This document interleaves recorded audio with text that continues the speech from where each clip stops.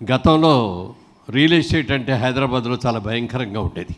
Sites develop చేసి అమ్మేటప్పుడు ఒకళ్ళు అమ్మేసి వెళ్ళిపోతే మళ్ళీ ఒక సంవత్సరం తిరిగేటప్పుడు ఇంకోటి రాళ్ళు తీసేసి మళ్ళీ వాడు అమ్మేసేవాడు అదే సైట్.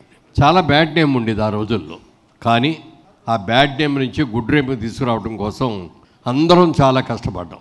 ఇవాళ రోజున గౌరవం తీసుకొచ్చాం. ఒకప్పుడు ఇక్కడ హైరేజ్ బిల్డింగ్స్ కట్టాలంటే సింగపూర్ వాళ్ళను, మలేషియా వాళ్ళను, లేకపోతే బాంబే వాళ్ళను తీసుకొచ్చేవాళ్ళం. ఇవాళ మనకు ఉన్న బిల్డర్సు ఇండియాలో నెంబర్ 1, నెంబర్ 2 స్థానంలో మనం ఉన్నామని చెప్పుకోవడానికి మనందరూ కూడా గర్వపడాలి.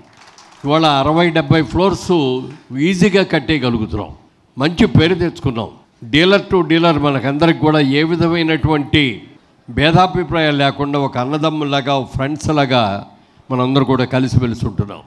ఇంత బాగా చేస్తున్న ఈ శుభ సందర్భంలో ఎవరో చేసిన ఒక తప్పు మూలంగా ఎంత అందరికీ చెడ్డ పేరు వస్తుందో ఒకసారి ఆలోచించండి.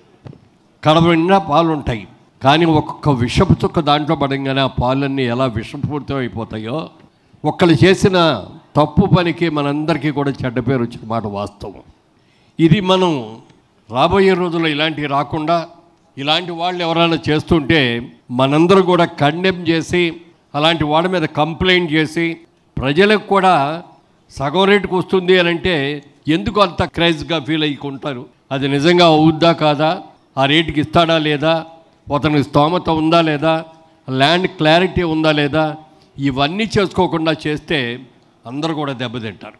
అలా కాకుండా ఉండాలి అంటే మనం కూడా జాగ్రత్తగా చూడాలి. మన సరౌండింగ్స్ అందరూ కూడా ఎవరెవరు ఏం చేస్తున్నారు, ఇలాంటి ప్రీ లాంచ్ బేరాలని చెప్పి పెట్టి తీసుకొచ్చి మనందరికీ కూడా చెడ్డ పేరు తెచ్చుకునే వాళ్ళని మనం కన్యెమ్ చేయవలసిన అవసరం ఎంతైనా ఉంది.